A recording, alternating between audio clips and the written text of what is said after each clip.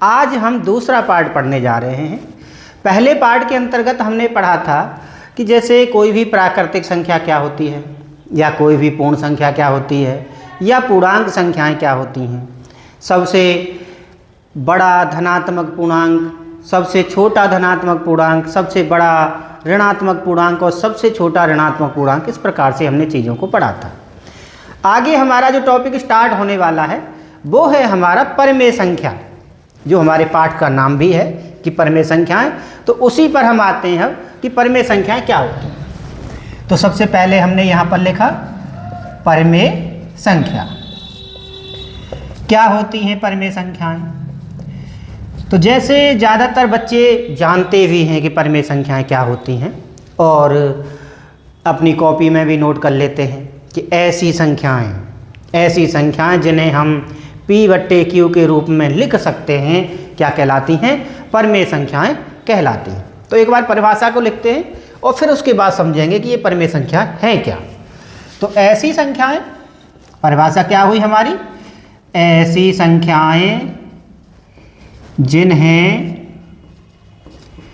जिन्हें हम P/Q के, है ना, एक संख्या ऊपर है P और एक संख्या नीचे है, P/Q के रूप में लिख सकते हैं। ठीक है, ये तो हमारी परिभाषा हो गई और ये हमने यहाँ राइट डाउन कर दिया। अच्छा, यहाँ पर P और Q क्या होते हैं? P और Q क्या होते हैं? पूर्णांक होते हैं। P और Q पूर्णांक हैं, पूर्णांकों में भी आता है सहभाज्य पूर्णांक हैं। और अगला जो कंडीशन इस पर रहती है वो ये रहती है कि Q is not equal to 0। दो पूर्णांक, एक ऊपर एक नीचे, और जिसमें नीचे वाली जो संख्या है वो 0 हमारी नहीं होगी। ऐसी संख्याओं को ही हम क्या कहते हैं, परमेय संख्याएं कहते हैं। चलो, ये तो परिभाषा हमारी समझ में आ गई कि ये परमेय संख्याएं हैं। लेकिन बच्चों, बात ये आती है कि जैसे हम संख्याओं को देखते हैं 1 2 3 4 5 7 8, माइनस का 3, माइनस का 4, माइनस का 5 या 0 है, तो इनमें से परमेय संख्याएं कौन कौन सी होंगी। तो देखो, पहले तो यहाँ पर जो कंडीशन आ रही है वो ये आ रही है कि P और Q क्या हैं, हमारे पूर्णांक हैं। ठीक है, तो हम एक बार दोबारा से जो हमारा पहला पार्ट था जिसमें हमने पढ़ा था कि पूर्णांक संख्याएं क्या होती हैं, उसको रिवाइज करो। तो देखो, जो हमारी प्राकृतिक संख्याएं होती हैं 1 से लेकर अनंत तक गिनने वाली संख्याएं, 1 2 3 4 5 6 7, ठीक। उसके बाद क्या हो गया, 0 हो गया, और 0 के बाद -1 -2 -3 -4 -5 और ये माइनस अनंत तक चलने वाली सारी संख्याएं जो होती हैं, इन्हीं को हम क्या कहते हैं, पूर्णांक संख्याएं कहते हैं। 1 सेकंड के लिए बस इसको हम रिवाइज करते हैं और उसके बाद हमारा सारा काम स्टार्ट हो जाएगा। तो ये 0 है, 1 2 3, ये 4, इसके बाद ये 5 6, इसी प्रकार ये अनंत तक है। ऐसे ही -1 -2 -3 -4 -5, सिमिलरली -6, और इसी प्रकार से ये क्या आ जाएगा, माइनस अनंत तक ये संख्या हमारी चलती रहती है। इन्हीं सारी संख्याओं को हम क्या कहते हैं, पूर्णांक कहते हैं। अब परमेय संख्या वही संख्या होगी जिसको हम पूर्णांकों के बट्टे के रूप में लिख सकते हैं। तो सबसे पहली बात आती है हमारी प्राकृतिक संख्याओं की। तो जो हमारी प्राकृतिक संख्याएं होती हैं उनको क्या हम परमेय संख्याओं के रूप में लिख सकते हैं? बिल्कुल लिख सकते हैं। कोई भी प्राकृतिक संख्या ले लीजिए आप, 1 से लेकर अनंत तक, चाहे वो हमारी 3 है, चाहे वो हमारी 10 है, चाहे वो हमारी 121 है, चाहे हमारी वो 1 लाख है। क्या इसे P/Q के रूप में लिखा जा सकता है? बिल्कुल लिखा जा सकता है। देखिए, 3/1 लिख दिया, 10/1 लिख दिया, और ऐसे ही 121 क्या लिख दिया हमने, 1 लिख दिया। तो सारी जो हमारी प्राकृतिक संख्याएं होती हैं, प्राकृत संख्याएं होती हैं, वो हमारी सभी संख्याएं P/Q के रूप में लिखी जा सकती हैं। इसलिए ऐसी संख्याओं को हम क्या कहेंगे, परमेय संख्या कहेंगे। ठीक है, समझ आ गया सभी बच्चों को। दूसरे नंबर पर होती हैं हमारी पूर्ण संख्याएं। तो पूर्ण संख्याओं में तो जितनी भी हमारी संख्याएं हैं, ठीक है, जो भी हमारी प्राकृतिक संख्या हैं, उसमें केवल शून्य को मिलाया जाता है, तभी तो हमारी पूर्ण संख्या बन जाती हैं। तो शून्य संख्या क्या हमारी परमेय संख्या होगी? बिल्कुल होगी। शून्य भी हमारी क्या है? परिमेय संख्या होगी। 0/1 लिख सकते हैं, 0/2 लिख सकते हैं, 0/3 लिख सकते हैं। इस प्रकार से हम इसको भी हम P/Q के रूप में लिख सकते हैं और ये संख्या भी हमारी क्या हो जाएगी, परिमेय संख्या हो जाएगी। अब हमारे पास में बात आती है इसकी, यानी कि जो हमारी ऋणात्मक संख्याएं हैं या फिर जो हमारे ऋणात्मक पूर्णांक हैं। तो ऋणात्मक पूर्णांक क्या हमारे परिमेय संख्या होते हैं? बिल्कुल होते हैं। कोई भी ऋणात्मक पूर्णांक ले लीजिए, -7 ले लिया या फिर आपका -5 ले लिया या फिर -9 ले लिया, -100 ले लिया, क्या इन सभी को भी हम P/Q के रूप में लिख सकते हैं? बिल्कुल लिख सकते हैं। देखो ऐसे -5/1 और -100/1। एक संख्या ऊपर है, एक संख्या नीचे है। एक P ऊपर है, Q नीचे है और P और Q क्या होते हैं? हमारे पूर्णांक होते हैं। इतनी सारी संख्याएं तो हमने लिख ली जो हमारी परिमेय संख्याएं होती हैं। इसके अलावा और कौन कौन सी संख्याएं हो सकती हैं? कि जैसे एक पूर्णांक हमने 1 ले लिया, ठीक है, इसको 1/2 लिखा जा सकता है, 1/3 भी लिखा जा सकता है, 1/4 लिखा जा सकता है, 1/5 लिखा जा सकता है। यानी कि जितनी भी हमारी भिन्न वाली संख्याएं होती हैं वो भी हमारी सारी क्या होती हैं? परिमेय संख्याएं होती हैं। और भिन्न को भी अगर हम ऋणात्मक निशान के साथ दिखाने लग जाएं तो भी वो हमारी सारी क्या होंगी? परिमेय संख्याएं होंगी। और दशमलव के बारे में भी हम अपना बता सकते हैं कि दशमलव वाली संख्याएं जो होती हैं हमारी, 2 प्रकार के दशमलव होते हैं, वो तो हमारी परिमेय होती हैं और एक दशमलव जो प्रकार होता है वो हमारा परिमेय संख्या नहीं होता है।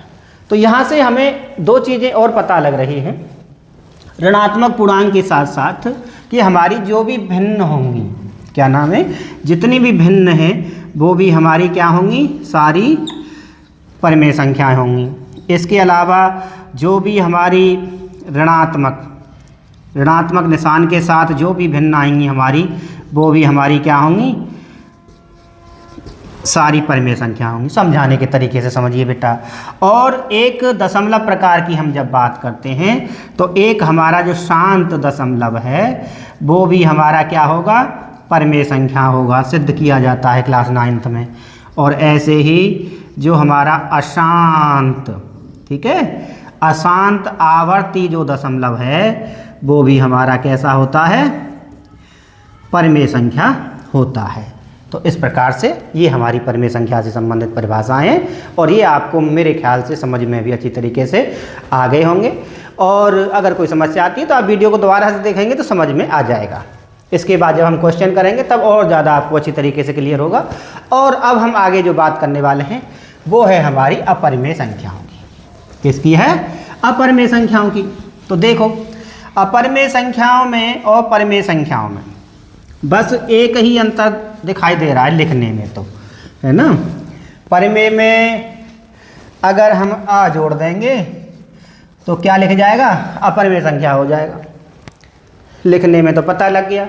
अब गणित के रूप में क्या होगा ये भी समझते हैं। तो पहले हमने परिमेय संख्या को समझा है P/Q के रूप में लिखा जा सकता है। तो ऐसी संख्याएं जिन्हें P/Q के रूप में नहीं लिखा जा सकता है, ठीक है भाई, विलोम हो गया ना, उल्टा हो गया, विपरीत हो गया है। और विपरीत परिमेय संख्या तो थी जिसे हम P/Q के रूप में लिख सकते हैं। और अपरिमेय संख्या क्या हो जाएगी? जिसे हम P/Q के रूप में नहीं लिख सकते हैं। बोला जाएगा ऐसी संख्याएं जिन्हें हम P/Q, ठीक है, जिन्हें हम P/Q के रूप में नहीं लिख सकते हैं। अब चलो बात ये आती है बच्चों कि अब इसमें कौन कौन सी संख्याएं हैं जो हमारी अपरिमेय संख्याएं होती हैं, ठीक है। तो सबसे पहले तो हमारा एक पाई है, ठीक है, पाई 3.1415 और अनंत तक इसका मान चलता रहता है। दशमलव के बाद अनंत तक ये संख्या बढ़ती रहती हैं। सुपर कंप्यूटर के द्वारा भी पाई का मान एग्जैक्ट नहीं निकाला जा सका है, ठीक है। तो पाई भी क्या है? एक अपरिमेय संख्या है। इसके अलावा जैसे √2 लिख दिया है, √3 लिख दिया है, √5 लिख दिया है, √7 है, √11 है। ये भी संख्याएं हमारी क्या होती हैं, सारी अपरिमेय संख्याएं होती हैं। यानी कि ये एक ऐसे दशमलव प्रसार होते हैं, जैसे हम संख्याओं का भाग देते हैं तो एक दशमलव ऐसा होता है रुक जाता है, एक दशमलव प्रसार ऐसा होता है जो रुकता तो नहीं है लेकिन बार बार रिपीट होता रहता है। लेकिन एक ऐसा दशमलव प्रसार भी होता है ना, जो कि अशांत होता है और कैसा रहता है, अनावर्ती दशमलव रहता है, और उसको हम P/Q के रूप में नहीं लिख सकते हैं। तो ये सारी चीज़ें, पाई का मान भी अशांत अनावर्ती दशमलव होता है, √3, √5, √7, √11, ये सारी चीज़ संख्याएं जो होती हैं हमारी क्या होती हैं, अपरिमेय संख्याएं होती हैं। एक चीज़ और आ जाती है कि जैसे 1/0/1 तो परिमेय है, लेकिन 1/0 क्या होगी, अपरिमेय संख्या हो जाएगी। नीचे Q = 0 है ना, तो यहाँ 0 नीचे आ गया तो ये फिर परिमेय नहीं रहेगा, क्या हो जाएगा, अपरिमेय संख्याएं हो जाएगा। ठीक है, मेरे ख्याल से आप सभी को समझ में आ गया होगा। अब हम आगे जो पढ़ने वाले हैं वो हमारा समतुल्य परिमेय संख्याएं होगा, और समतुल्य परिमेय संख्याओं के साथ साथ कौन कौन सी संख्याओं को समतुल्य परिमेय संख्या के रूप में लिखा जा सकता है।